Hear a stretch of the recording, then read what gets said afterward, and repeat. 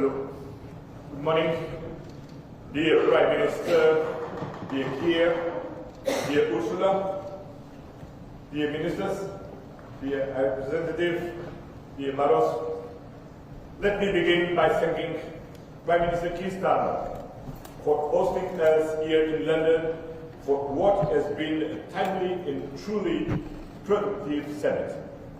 A few months ago, Prime Minister, you spoke of your ambition to reset the relationship between the United Kingdom and the European Union. Today, I'm proud to say we together have delivered on that ambition. You succeeded, we all succeeded.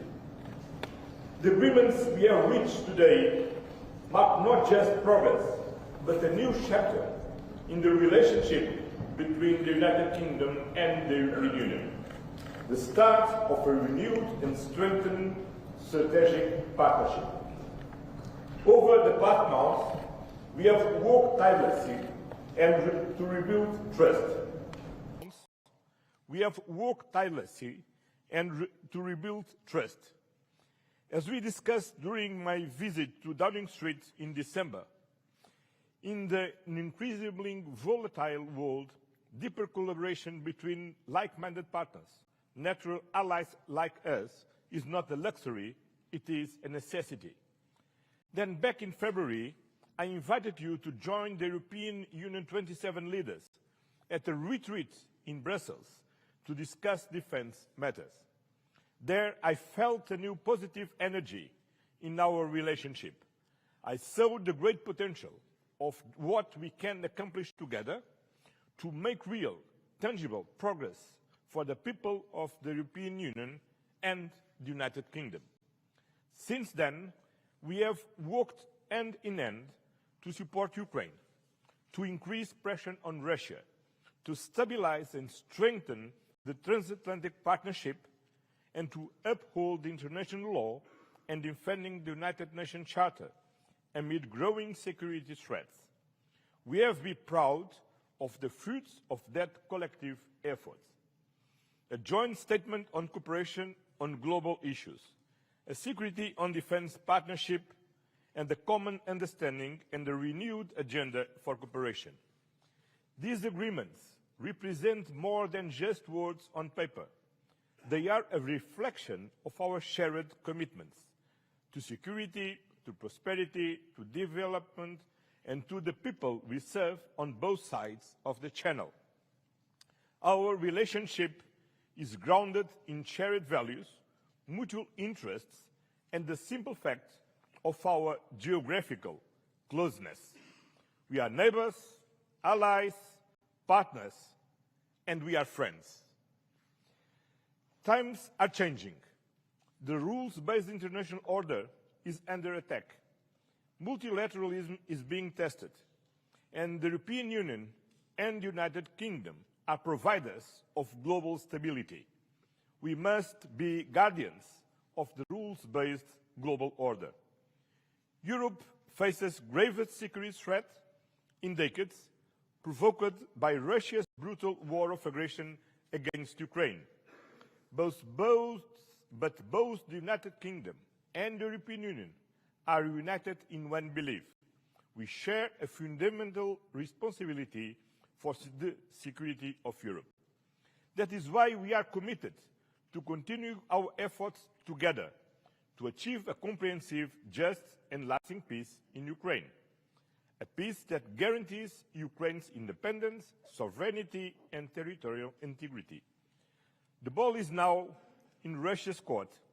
Together, we will intensify pressure on President Putin, including through a new package of sanctions, to bring him to the negotiation table. Russia must agree to an unconditional ceasefire. It must stop being a threat to Ukraine and to European security. On defense, our new partnership will bring deeper cooperation.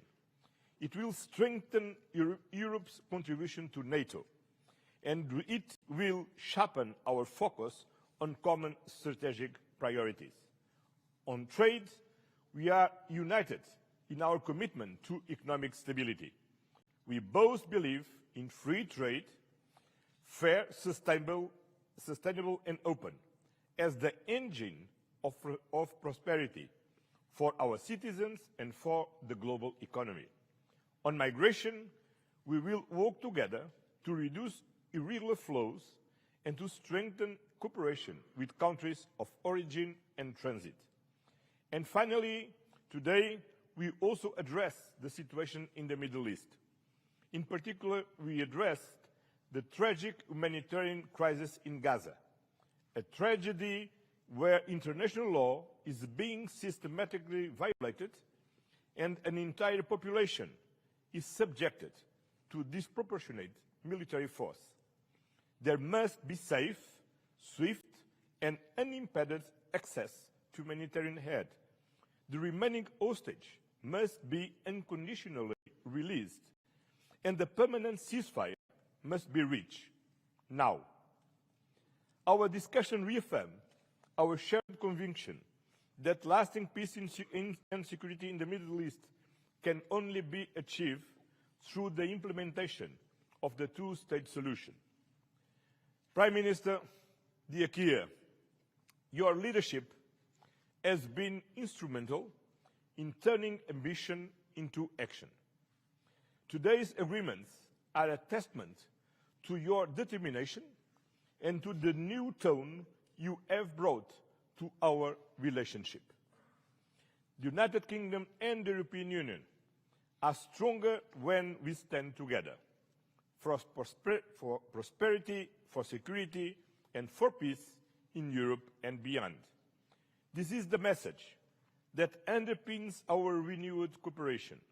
This is the direction we are taking together after this successful summit, which will be just the first of many, because, as we have agreed today, from now on, the European Union and the United Kingdom will meet every year. So, we see you last week in Brussels. Thank you very much. Thank you very much. Yes, thank you very much, Antonio. Thank you for your words. But my dear Keir, this is a historic moment because it is the first ever EU-UK summit, and it is a success. And this is also thanks to your leadership. And I really want to thank you for the leadership, because it's not only about the summit, a day where we are here now in London, but it's all these weeks and months of preparation and hard work to get to the excellent result that we have. We're turning a page. We're opening a new chapter in our unique relationship.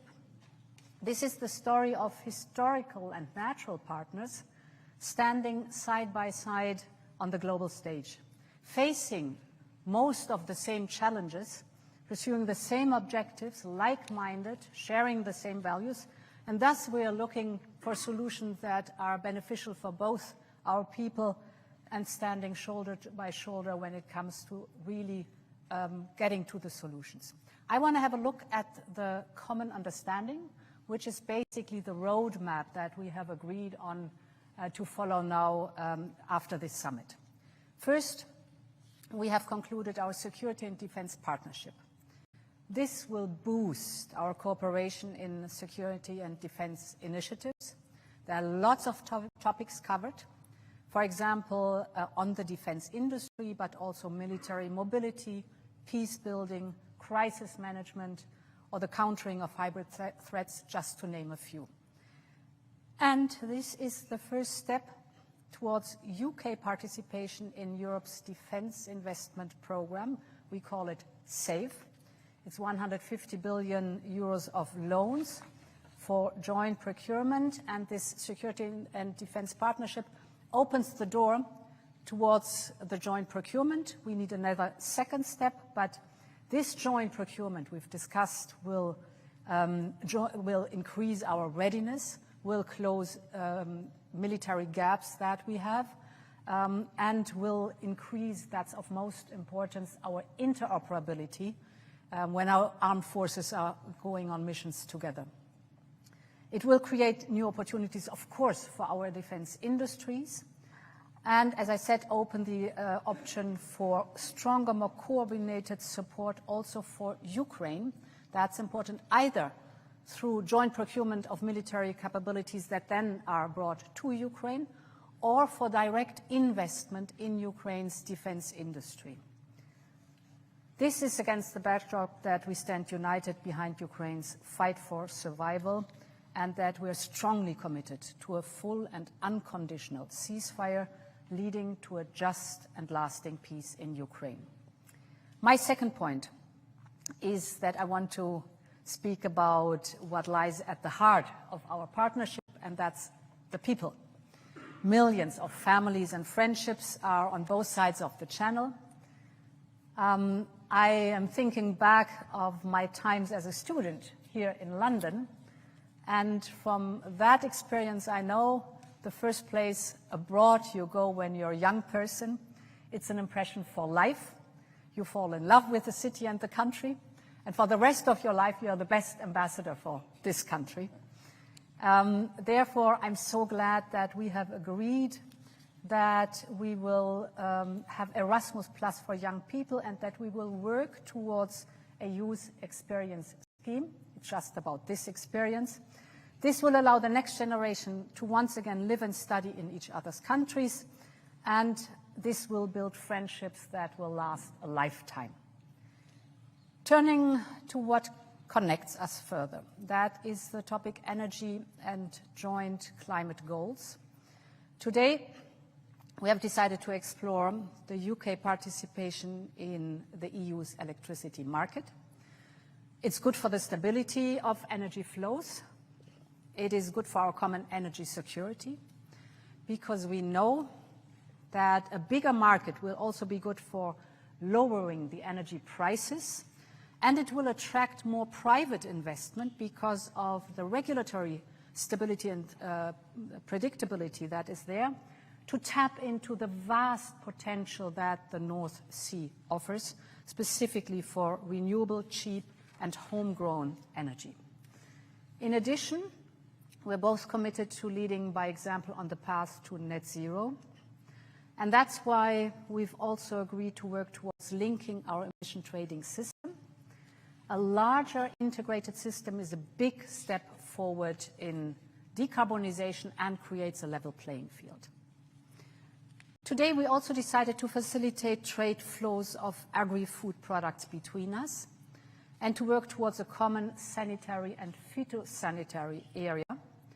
That means more certainty, more stability for farmers and food producers and fishermen and fisherwomen on both sides of the channel, safer food with greater trust from the consumers, and together with the Windsor framework, this will also bring additional benefits for Northern Ireland.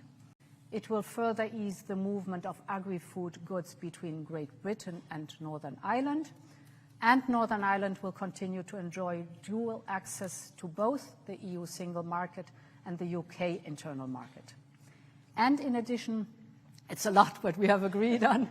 In addition, we have reached an agreement on fisheries, ensuring reciprocal access to waters until 2038. This is so important for long-term stability and predictability. And we have agreed to preserve the historic tariff-free trade in steel products. Steel is a vital sector for both our industries, so this decision is great news.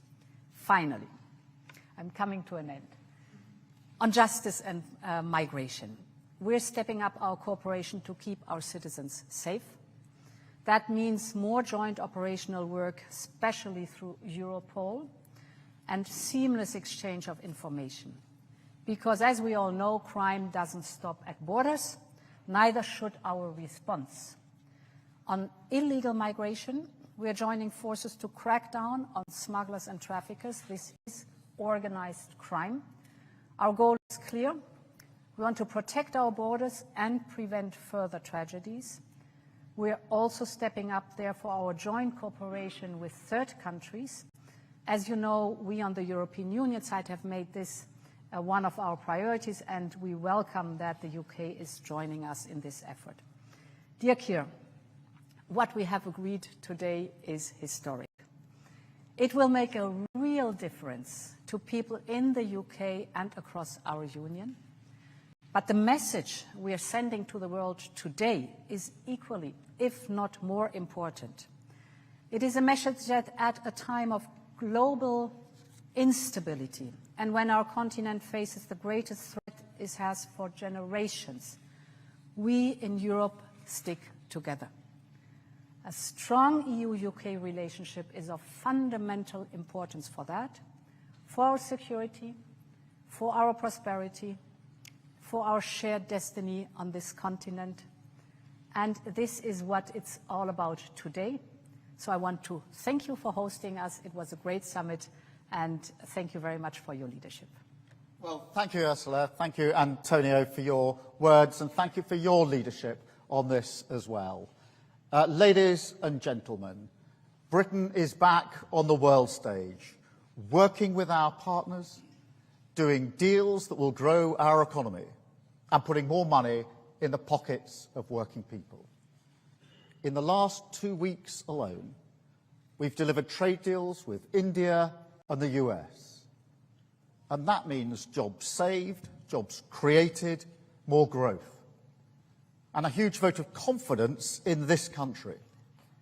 It shows that as global instability is rising, the decisions that we've taken to stabilise the economy and lead the way internationally have made Britain a place where people want to do business once again.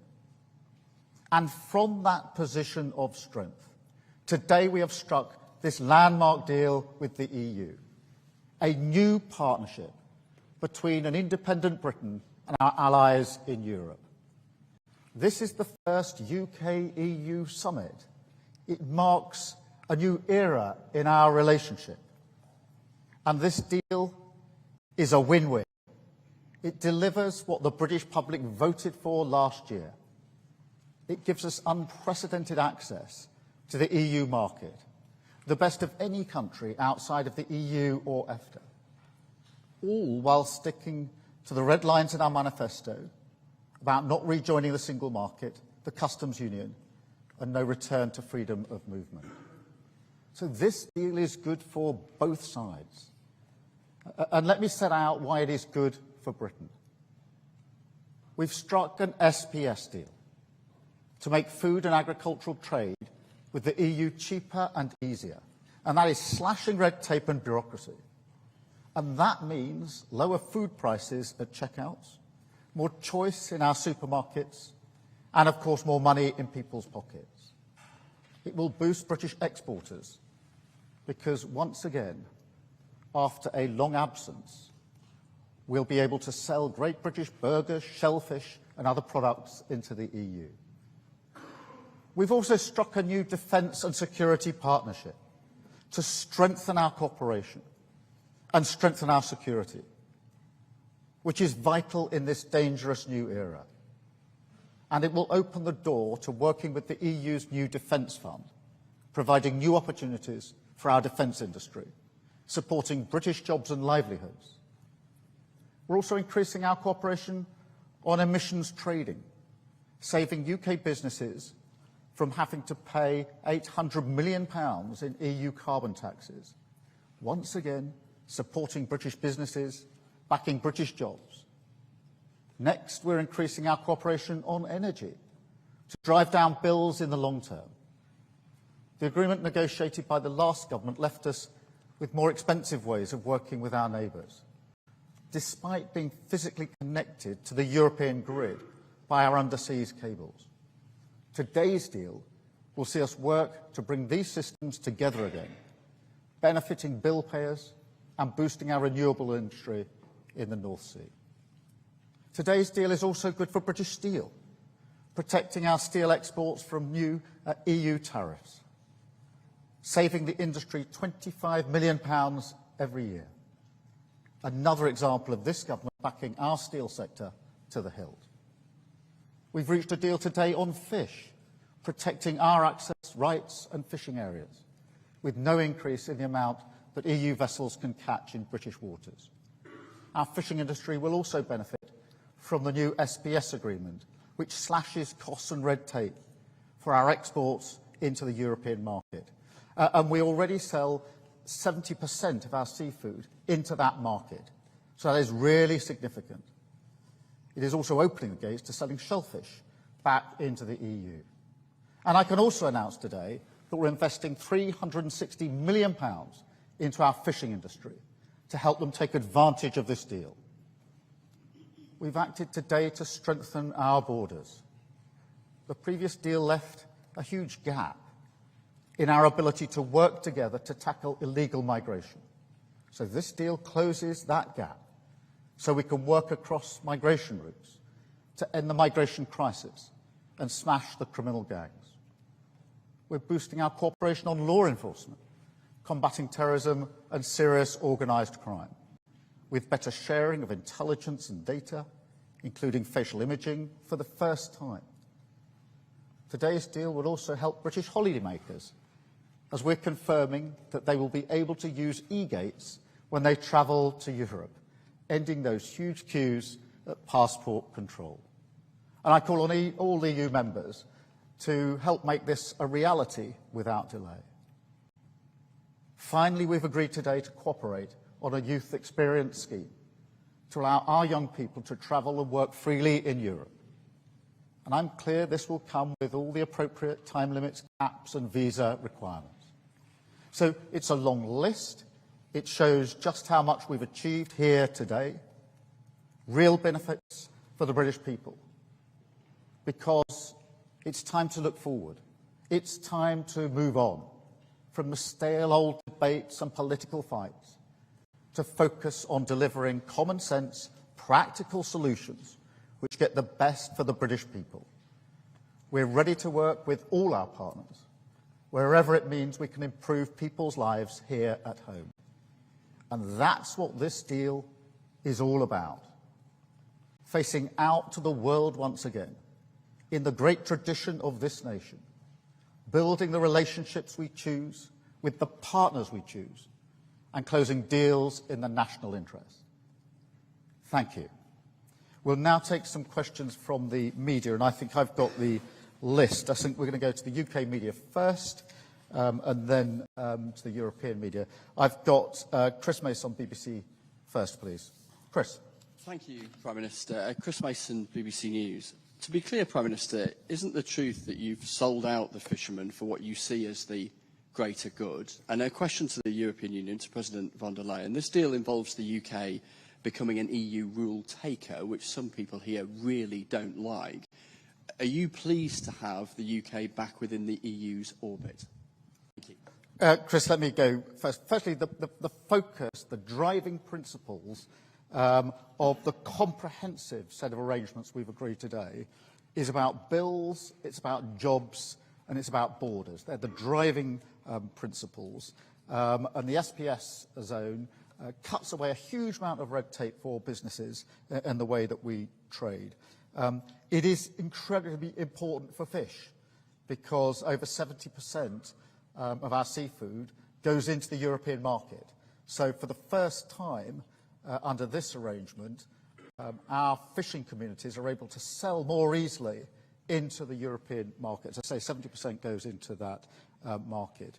The length of time for the agreement provides the stability, because what would have happened next year is we would have come off the current arrangements, but then into year-on-year negotiations where nobody knows year-on-year where they stand. This gives stability in relation to that. It also opens the door for shellfish and the like to be sold back into the European market, which wasn't available before this deal. And, of course, we've announced the £360 transformation fund. So what this goes with is that access on a permanent basis, the SPS agreement on a permanent basis for our fishermen and fisherwomen in our fishing communities into that market. Huge amount of their stock goes into this. So this is good for fishing. Yes, on your question on rules, because the United Kingdom is a sovereign country, it can take agreements like this one, develop agreements like this one. And of course, whenever we have an agreement among us, we define together what the rules are, how we will act together on a specific topic. So it shows the sovereignty of a country, by being able to take agreements like this one here today. Thank you. Let me go to Robert Peston, ITV. Robert. Hello, Prime Minister. Robert Peston, ITV. Prime Minister, isn't this almost the worst of possible worlds in the sense that you've laid yourself open to accusations of betrayal from Brexit supporters because we are again having rules set for food by Brussels, while you're adding back just a 20th of the GDP, the national income, we lost when we left the European Union. Madam President, if I may, today's framework, do you see it as an end, or do you see this as the beginning over coming years of greater integration again between the UK and the EU? Well, Robert, let me be absolutely clear. This is the result of serious, pragmatic negotiations that are good for our country. And they're absolutely focused on delivery. In the same spirit, with the same mindset that we struck the deal with India and with the US. So this is very good for our country. It is hugely ambitious and comprehensive. The SPS zone, really important in terms of our market access, getting rid of the red tape and the bureaucracy that otherwise would have been there, hugely important as well to Northern Ireland. Then the security and defence partnership, in an era where we're forever saying quite rightly that it's an increasingly insecure world, to be able to strike that partnership so we can cooperate better together, invest in procurement better together and open that door to the European funding is hugely important. The emissions trading is going to be for businesses extremely welcome, because otherwise they would be paying £800 million year on year in carbon taxes. On energy, we're making permanent the current chapter and looking to access to the EU electricity market. On British steel, quotas, specific country quotas for British steel, hugely important in the current environment. On fish, that access to the market. Shellfish being opened up, again, the transformation fund. E-gates, which for many people will be the first discernible difference in terms of travel, ending those queues. On law enforcement, where there wasn't really enough in the current deal, operational work together on institutions like Europol, sharing data, particularly facial mapping, irregular migration. We're pushing forward way beyond the TCA in terms of what we're going to do together, and the youth experience. So the breadth and comprehensiveness of this agreement shows that if you focus seriously and pragmatically on deliverables, you can make a real difference for our country. And just like India, just like the US, other governments have talked and talked and talked with great rhetoric about what they're going to achieve, and achieved little or nothing. We rolled up our sleeves, we've been serious and pragmatic, and we're delivering a very, very good deal for our country today. Yes, on your question on the framework, I would say the common understanding, that is the document that shows that we're engaging in greater cooperation. And the Prime Minister has just described the topics. I mean, we are sharing the same interests. We're very close friends and allies, and if you look at the topic where we agree on a greater cooperation, for example, energy. We share the interest to lower the energy prices, and we share the interest to have to be more independent in producing energy, and to have more energy security and renewable energy. So that's one of the topics where we engage into. The emission trading system, fighting climate change, is the same interest we have on both sides. Security and defense, you just described it. It's a big topic where we can together really achieve big steps forward. Migration, health, hybrid threats. If you look at the roadmap that we have agreed on to develop, I mean, there's a lot of work still ahead of us. That's amazing to see. It's just a better cooperation and a closer cooperation that we are framing here.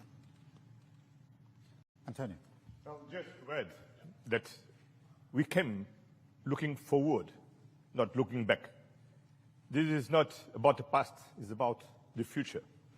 We don't talk about our previous relationship, but we are working on a new strategic relationship. This is not a U-turn, it's a new chapter, a new strategic partnership a new security and defense partnership based on the shared values and the shared challenges that we want to address together as we express in our joint statement. Thank you. And can I come to Beth Rigby, Sky News? Thank you, Prime Minister. Beth Rigby, Sky News. You staked your reputation on getting this deal, and to nail it down, you have given the European Union 12-year access to UK fishing waters, and you have agreed, having ruled it out last year, in principle to a youth mobility scheme. There are those today criticising you for backsliding on Brexit. Don't they have a point? And if I may, I need to ask you about what's happening in Gaza. The UN's aid chief has warned action from the UN Security Council is needed to, quote, prevent genocide in the Gaza Strip. Do you think it is genocide? And can you, in good conscience, stand there as a leader and say you have done all you can? And to the Commission President, it has been a difficult few years between the UK and the EU. You describe this deal as turning the page on those years. Many Britons will welcome this deal, but what is your message to those who voted Brexit in the UK and view these new arrangements with suspicion? Thank you.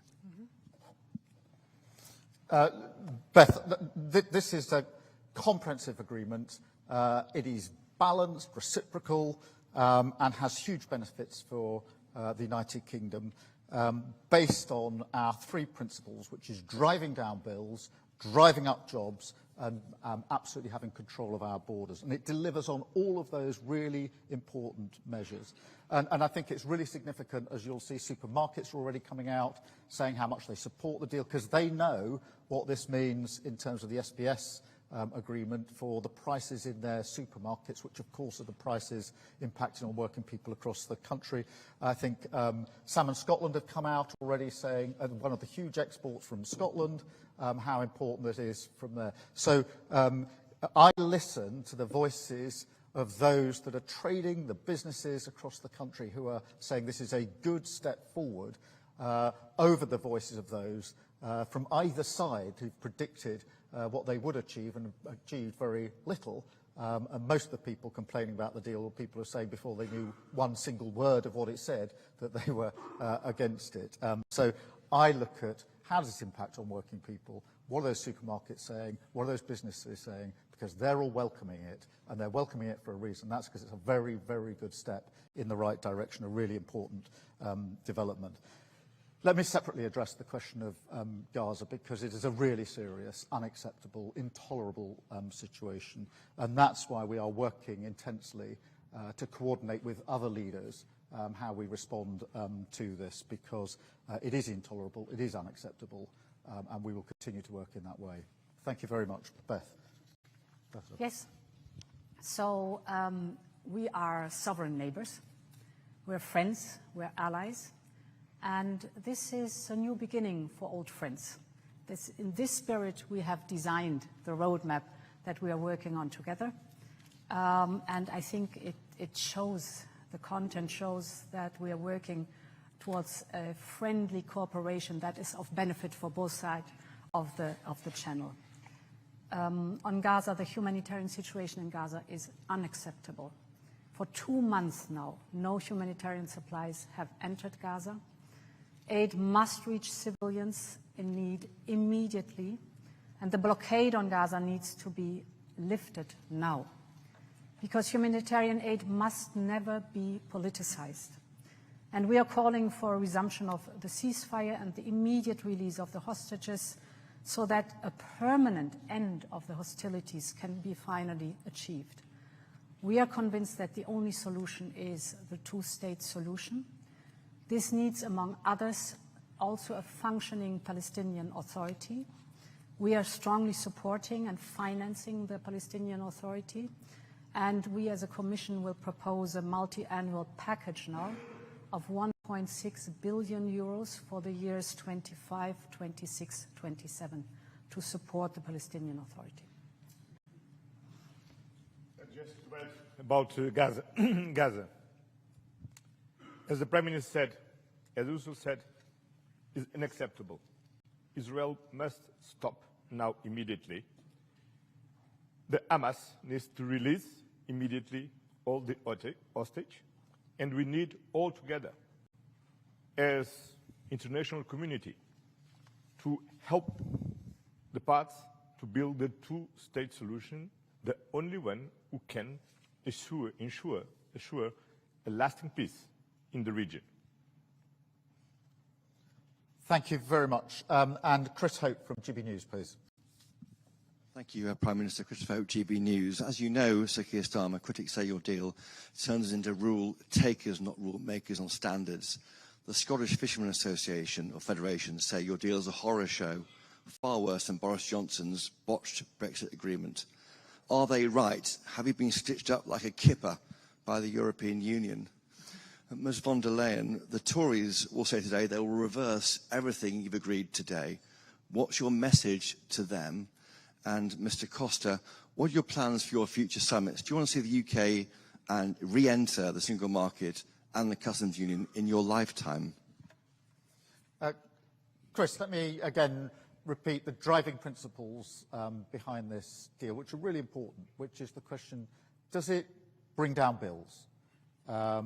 And I think it's really important to see the reaction of supermarkets, of Salmon Scotland, to begin to answer that question, because they are celebrating this because they know it will reduce prices. And we all know how hard the cost of living crisis is bearing down on working people, and therefore bringing down bills is hugely important. Does it boost jobs in security, in defence, steel, of course, and of course across all those areas affected by the SPS agreement, energy and electricity also within the scope of this. And then, of course, does it take vital measures to help protect our borders? And this goes beyond what we've been able to do before in answering those questions. So they are the principles that we set for this. I think it's important to remember in relation to fishing that next year, under the old arrangement, we didn't cease to have any EU fishing in our waters. We simply went to a year-on-year negotiation, which means there's no stability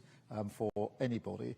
And because of the SPS zone being permanent, that does mean for fishing communities that the fish can be sold into the European market. And when 72% of your fish is into the European market, that makes a material difference in terms of cutting the red tape and the bureaucracy. And of course, it unlocks some of the shellfish, etc., which couldn't be sold into the market at all until we made this arrangement. And I think it is important to emphasise again the £360 million transformation fund to fishing communities, which has never been put in place before. And that's why the comprehensive nature of this deal across so many strands is totally focused on that question. Does it bring down bills? Does it drive up jobs? And does it help us take control of our borders? And it answers all of those questions, which I think are fundamentally important for working people. Thank you. So to your question, my answer to all would be that we are good neighbours. And it's reasonable for good neighbours to work together when they face challenges. That's what we're doing. And I think now our job is, I mean, we've described the roadmap. We have to finally negotiate all the different details in it. And then our job is to implement it and to show the positive results. People will see the positive results. You spoke about bringing the bills down, less red tape without any question, more prosperity and more predictability. So ask us again in a few years and then we can show exactly what we have delivered. Well, thank you very much for your question. I had the privilege to work in the European Council with David Cameron, Theresa May and Boris Johnson. I had the experience to negotiate with Cameron an agreement to avoid the Brexit, to negotiate with him the withdrawal agreement, the Windsor Agreement, the trade and cooperation agreement with him, with Theresa May, and finally with Boris Johnson. This is the past. Now, with Keir Starmer, we are turning the page, look at the future, and closing the gaps, but build on a new strategic partnership. Building and working on a new coming understanding, a very ambitious roadmap, not to return to the single market, not to return to the customs union, but to do better together as neighbors, partners, allies, and friends. Thank you. I'm going to go now to European media. I've got Euractiv first, which is Owen Morgan, I think. Hi, thank you, Prime Minister. Owen Morgan with Euractiv from Brussels. There's obviously plenty to dig into on the package announced today, but a question, if I may, on how this impacts the agreements that the EU and the UK already have. You'll be aware that the European Commission in December took the UK to court over its treatment of EU citizens living in the UK. That case concerns a number of potential breaches of the withdrawal agreement, the divorce deal. Could you just speak up just a little bit? I may. So the European Commission took the UK to court in December over its treatment of EU citizens living in the UK, and that concerns a number of potential breaches of the withdrawal agreement. Today's package once again talks about the full, timely and faithful implementation of those agreements. So to the Prime Minister, what assurances have you offered the EU as part of these talks on your implementation of the withdrawal agreement? To President Costa, are you satisfied with those assurances? And to President von der Leyen, does the Commission's legal action and court case still remain on the table? Thank you. Let me be absolutely clear that this builds on the agreements we already have in place, which we respect and have agreed on the basis that will be fully implemented. And that's been the platform upon which we've been able to take this forward. And we've already, in relation to citizens' rights, etc., made advances even before today. But this is premised on the idea that this is a government that, when agreements are struck, respects those agreements and sticks to those agreements. On that platform, we've been able to build so much of what we put before you today. Ursula, or Antonio. Okay. I'm very satisfied because we now have a clear commitment to a fully and timely implementation of the previous, what is previously agreed, all these treaties. But now we have a roadmap to work together and to deliver to our citizens in the European Union and in the United Kingdom what is more important: safety, security and prosperity. And the Prime Minister translated very well what means prosperity. Prosperity means economic growth, jobs, lower inflation. And for this what we are working together, because together we are stronger and together we can deliver more to our citizens. Then I'm very satisfied and I'm looking forward for continuing to work together. Thank you. So, in former times we have agreed on a set of rules which are presently defining the framework in which we are, for example, dealing with the topic of free movement. Everyone on both sides has to abide to the rules. We have to implement these rules, and in some cases we are searching for legal clarity. This is a normal process that goes on not only on the topic of free movement, but on every topic where you have to implement rules. That's the state of play. Thank you very much. I've got Mr. Valero from Bloomberg. Good afternoon, Jorge Valero with Bloomberg. First, for you, Prime Minister, a couple of details on the agreement reads. What is the number of young people coming from the EU that you will consider acceptable to benefit from the new mobility scheme, and whether the EU students will pay the same fees as the UK students here?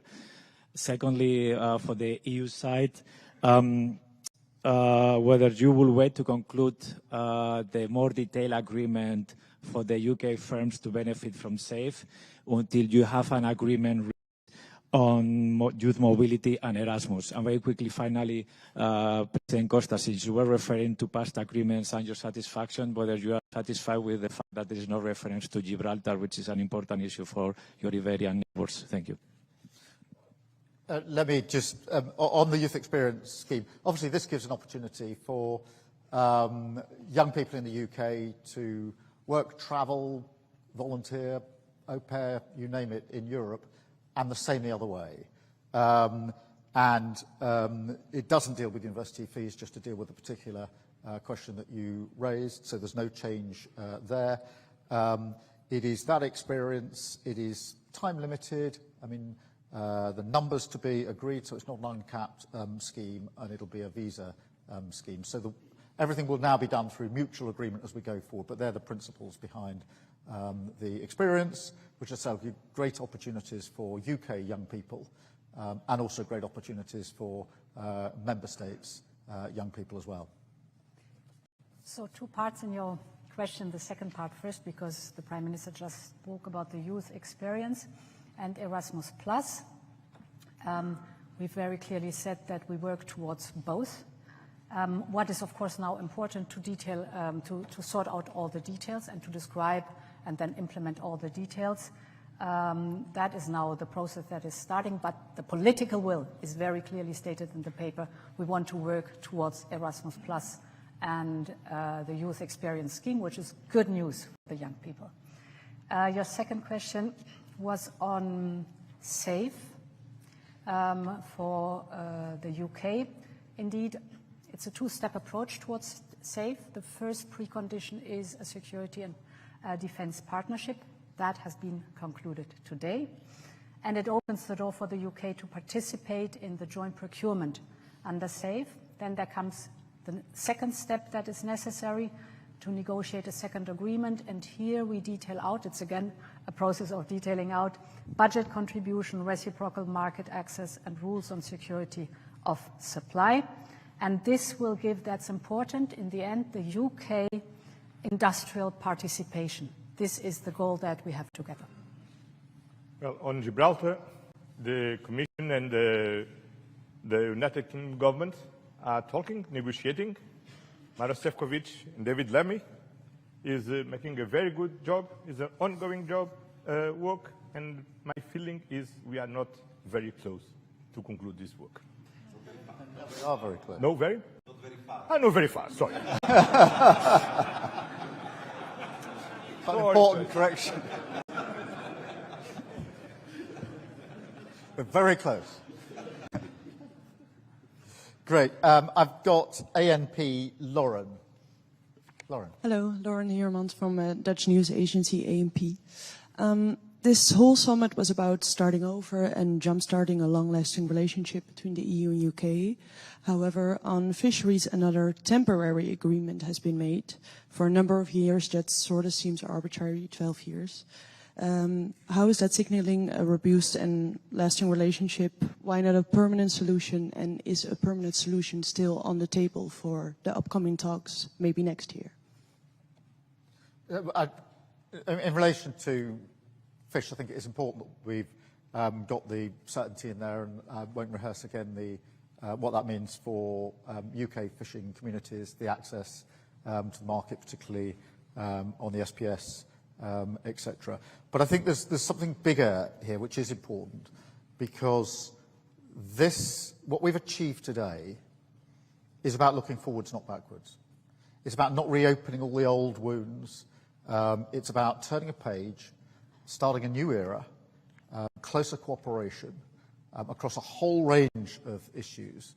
And the mindset, the mood, the framing, the intent and ambition is every bit as important as the detail on the page in the very many aspects of this arrangement today. Because we jointly agreed at the beginning of this process that we wanted to look forwards, not backwards. And it's because of that we've been able to make such significant progress today. And it is from that we build forward going forward. And in an era where not many people challenge the proposition that defence and security is more uncertain than it's been for a long time, and we're entering a new era. In an era when not many people challenge the proposition that trade and the economy is entering a new era because of what's been happening in recent months. The significance of the EU and the UK coming together in this way over such a range of issues is not to be underestimated, and that's why it's genuinely a new chapter for our country, a new chapter for our relationships.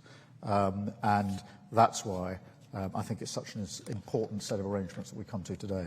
Thank you. I think the most important part is that this agreement brings stability and predictability for fishermen and fisherwomen on both sides of the channel. You emphasized how important that is in these days. And indeed, I mean, till 2038, that's 12 years, that is a lot of predictability, stability to really also do the necessary investments. And it's finding good solutions we've been working on for a long time, but prolonging now the time where we can live with these good solutions. Great.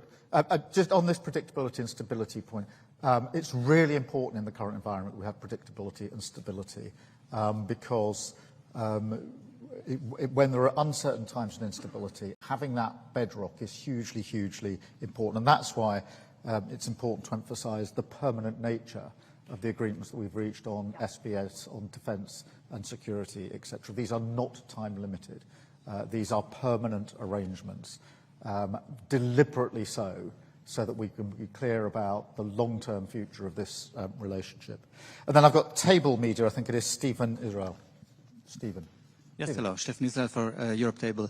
I have a question. I mean, we hear a lot of announcements. I have a question on the timelines. When actually will these different agreements enter into force, or when citizens will feel the effects, for example, of the SPS agreement, of the e-gates, and then maybe for President von der Leyen on the safe regulation, how long do we think will it take to come to this agreement, to connect the UK directly to these common projects, and how much the UK will have to contribute? I mean, financially, can you give a figure to us? And for President Costa, you mentioned Ukraine. If I'm not wrong, I think at this moment, or maybe in an hour, President Trump will call President Putin.